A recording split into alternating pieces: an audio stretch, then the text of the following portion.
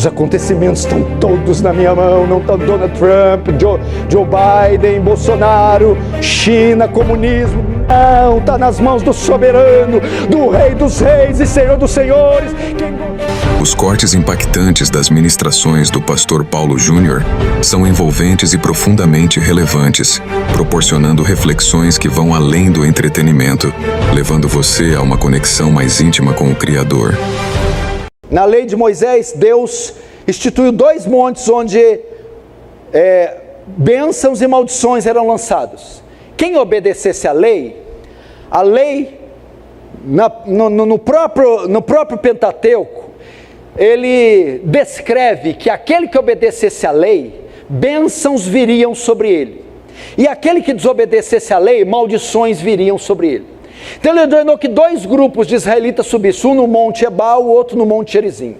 No Monte Ebal seria pronunciado maldições que cairiam sobre a cabeça daqueles que quebrassem a lei. No Monte Gerizim tinha outro grupo que ia pronunciar bênçãos para aqueles que cairiam sobre a cabeça daqueles que cumprissem a lei. Dos 2 montes só tem 2 grupos de pessoas. Em um monte está toda a raça humana que quebrou a lei.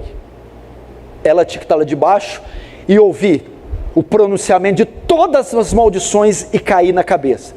Do outro lado, o segundo grupo de pessoas, um só homem, o único que obedeceu toda a lei. Só ele tinha o direito de estar debaixo do Monte Gerizim e receber todas as bênçãos de obedecer à lei.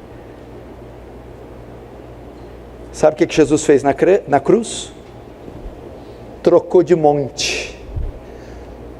Ele obedece toda a lei, cumpre toda a justiça, anda em perfeita retidão. E na hora que vão ser pronunciadas as bênçãos para cair sobre aquele que cumpre a lei, ele sai de lá e nos coloca lá. Recebemos a sua justiça, os méritos da sua retidão caem sobre nossa cabeça. Olhem para a encarnação, olhem para a retidão, as exigências da lei. Terceiro, agora, querem ser salvos? Olhai para mim, olhem para a trajetória de Jesus, olhem agora para a sua crucificação, olhem para a sua morte. Nós vamos olhar agora para a penalidade do pecado.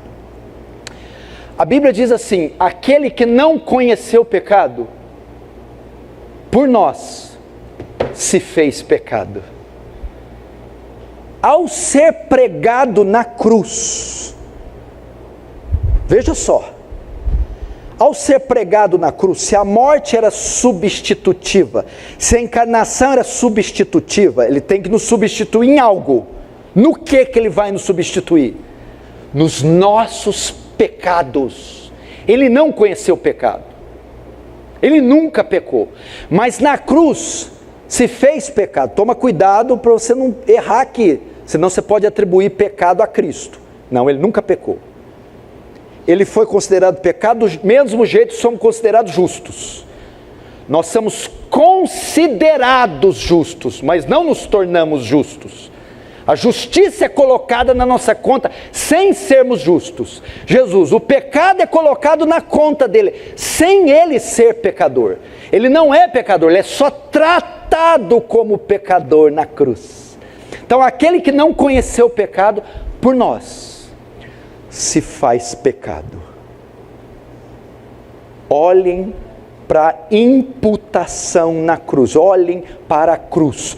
Não é um homem sangrando, apenas marcando a história, é um homem recebendo o pecado de todo o seu povo, sendo considerado transgressor, violador da lei de Deus, mesmo sem nunca ter violado.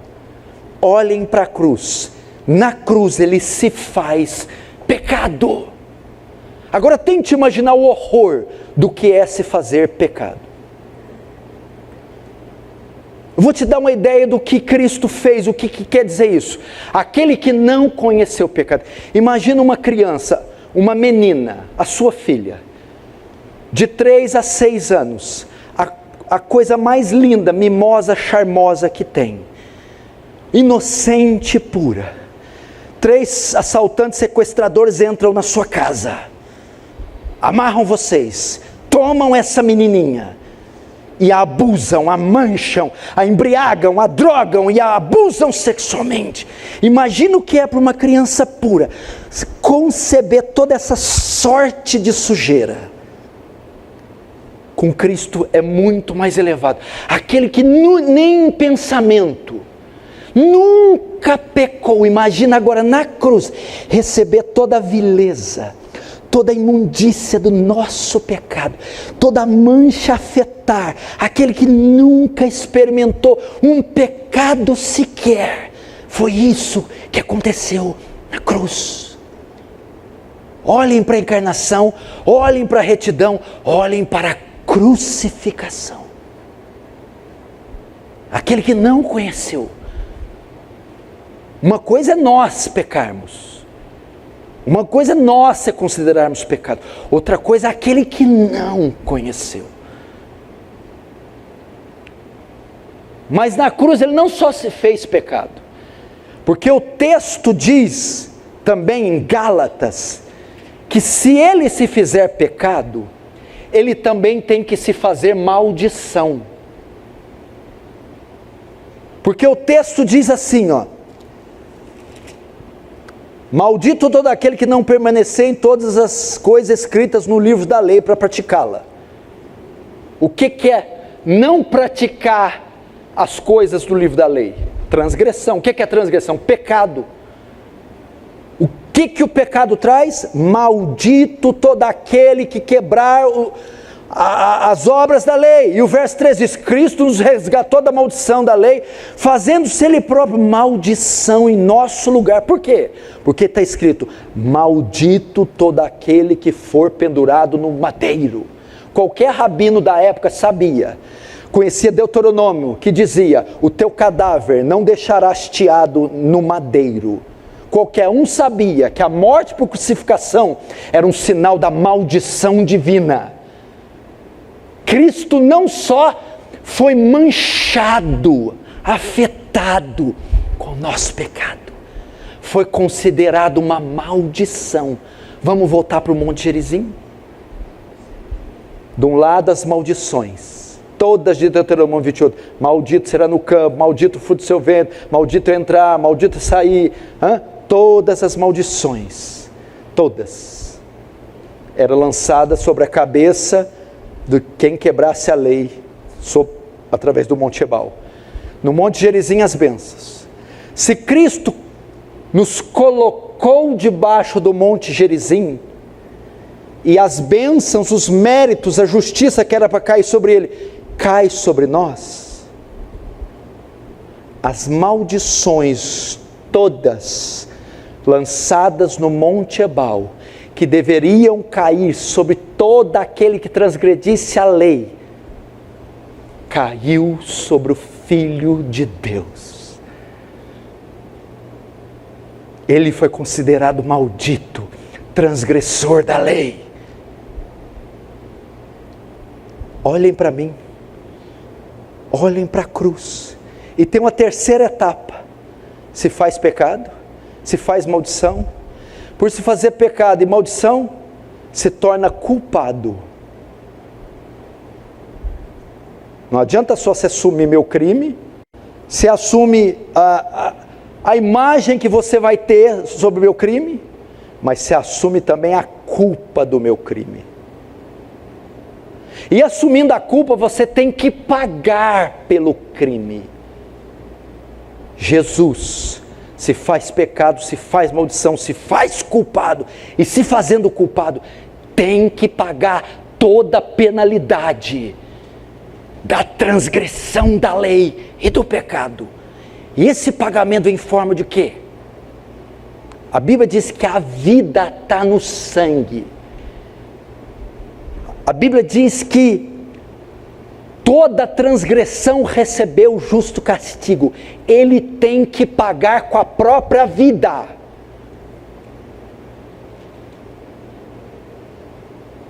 ele se faz culpado e agora tem que pagar a penalidade. Isso vem em forma do quê? Da ira de Deus, a santa ira. Vamos dar um exemplo. Tinha um condenado no tribunal do banco dos réus.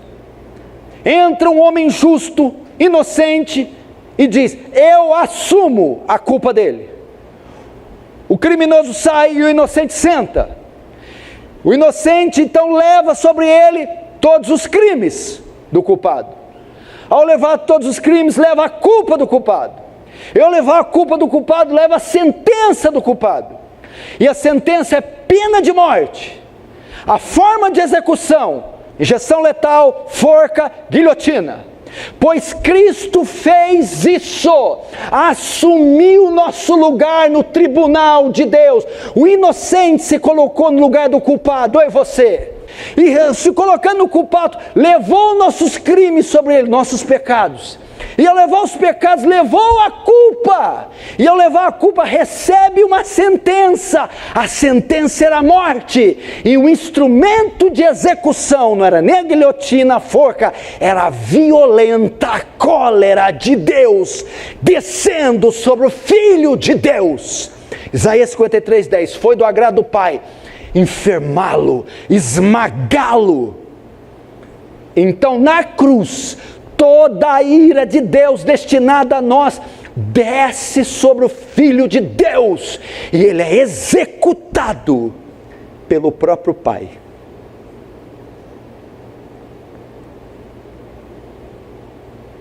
A justiça e a santidade de Deus são coisas tão elevadas que por causa do pecado nem o Filho ele poupou. Olhem para Cristo e sejam salvos. Olhem para Cristo. Olhem para a encarnação, olhem para a retidão, olhem para a crucificação, mas não ficou só aí. Se tivéssemos só a morte de Cristo, não teríamos o Evangelho. Olhem agora para a ressurreição de Cristo. A encarnação é o mistério, a retidão é a exigência, a crucificação a penalidade, a ressurreição a garantia. Como temos certeza que esse sacrifício foi pleno? Como temos certeza que esse sacrifício foi suficiente? Como temos certeza que Deus aceitou o pagamento de Cristo para nosso perdão, nossa absolvição? Como temos certeza que valeu tudo Ele ter vindo encarnado, vivido a justiça de Deus perfeita e ter morrido? A garantia repousa no fato de que no terceiro dia Ele ressuscitou dos mortos. Por isso Paulo fala: se Cristo não ressuscitou, vã é a vossa fé, e ainda permanecei nos vossos pecados. Romanos 4:25 diz que Ele morreu por nossas transgressões, mas ressuscitou para a nossa justificação. Olhe para a obra perfeita. A ressurreição é uma prova da suficiência do sacrifício, da obra completa. O Pai recebeu cada gota do sangue do Filho. Todos quanto o Filho veio para morrer, todos serão salvos. O Pai aceitou. É a garantia. 3 dias depois, a pedra do sepulcro rolou e Ele ressurgiu dos mortos. E Pedro vai dizer: solta as ânsias da morte, as cadeias, as correntes, porque não era possível que por elas fosse preso. Ele ressuscitou. Veja só, morreu por nossas transgressões. Imputação. Nosso pecado é lançado sobre Ele. Na ressurreição, dupla imputação. Enquanto o nosso pecado é lançado sobre Ele, a justiça dEle é lançada sobre nós. Os méritos dEle são lançados sobre nós. a bondade dele é lançada sobre nós. Olha que obra estupenda, meu irmão. Veja Cristo se erguendo dos mortos por você. Veja Cristo dizendo: onde está, ó morte, a tua vitória? Onde está, ó inferno, o teu aguilhão?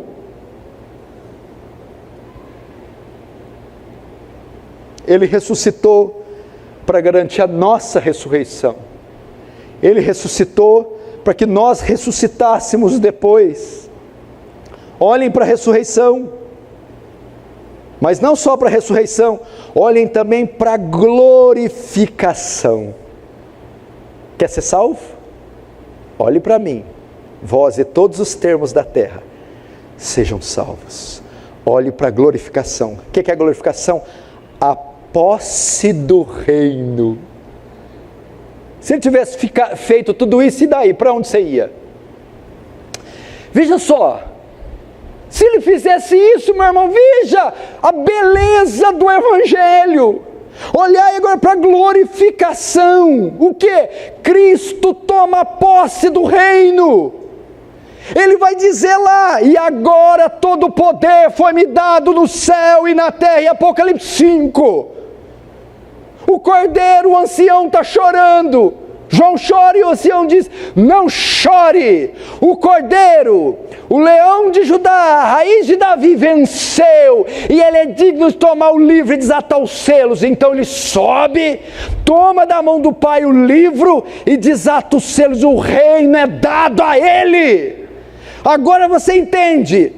Não se turbe vossos corações, creiam em Deus, creiam também em mim. Na casa do Pai há muitas moradas, e eu vou preparar, e quando eu estiver preparado, voltarei outra vez para onde eu estou. Estejai vós também. O que é isso? Ele vai preparar as entradas para a morada celeste. O que é isso? Jesus foi lá, virou mestre de obra, chamou os anjos, pega a botina, pega avental e luva, cunhado de pedreiro, vamos começar a fazer as casas. Não, as moradas estavam prontas, mas não estavam disponíveis. Pecadores não podiam entrar. Sangue tem que ser vertido e o preço tinha que ser pago para eles terem direito às moradas. Então ele vai subir, completar a obra diante do Pai, abrir as portas dessas moradas, abrir os aposentos de Deus, inaugurar isso, aqueles portões que jamais se abriram. Agora se cumpre o salmo: levantai, ó portas, as vossas cabeças, levantai, ó entradas eternas, que entrará o Rei da Glória. Então os anjos dizem: quem é esse Rei da Glória? Nenhum homem ousou passar por esses portais. Lembre-se, quando Cristo saiu de lá, ele era só Deus. Quando ele volta para lá, ele não é só Deus mais. Ele é Deus e ele é homem. O corpo que ele tomou na terra nunca mais vai deixar ele, inclusive está com ele até agora. Pela primeira vez um corpo vai entrar naqueles portões. Quem é esse? Aí novamente eles dizem: levantai, ó portas, vossas cabeças, levantai, entradas eternas, que entrará o Rei da Glória. Mas quem é esse ser com corpo que vai entrar? Então alguém brada: o Senhor forte e poderoso, poderoso nas batalhas, Ele é o Rei da Glória. Ele está entrando e está dizendo: open the gates, abram. Porque finalmente chegou o dia dessas moradas serem ocupadas, desses palácios serem ocupados. São as casas, as mansões do meu povo. Olhem para Ele, olhem para Ele. É isso que Ele fez a vocês. Olhem para a beleza da encarnação. Deixar o trono da majestade para sangrar, para se fazer como você. Porque um sangue de um bode teria que ser repetido sucessivamente e jamais expiaria. Então teria que ser um homem. Não haveria homem nessa condição na terra. Um homem perfeito, Ele teve que se fazer homem. Um homem que obedecesse toda a lei. Ele obedeceu toda a lei. Um homem que teria que morrer como culpado, no lugar dos culpados, sofrer todas as penalidades. Um homem que não poderia permanecer morto, porque senão seria vã a nossa fé, mas que ressuscitasse. E um homem que não só ressuscitasse, mas que tivesse um reino. Olhai para a glorificação. Fim. Olhai para o retorno. Eu vou para o Pai. Eu vou para o Pai. Vou abrir os portões. Vou pegar da mão do Pai o livro, que é o livro da história, dos decretos, e vou começar a desatar os selos. Os acontecimentos estão todos na minha mão. Não está Donald Trump, Joe Biden, Bolsonaro, China, comunismo. Não, está nas mãos do soberano, do Rei dos reis e Senhor dos senhores. Quem governa a história com exímia perfeição, está nas mãos dele. Ele vai, e quando eu estiver preparado, voltarei. A segunda vinda.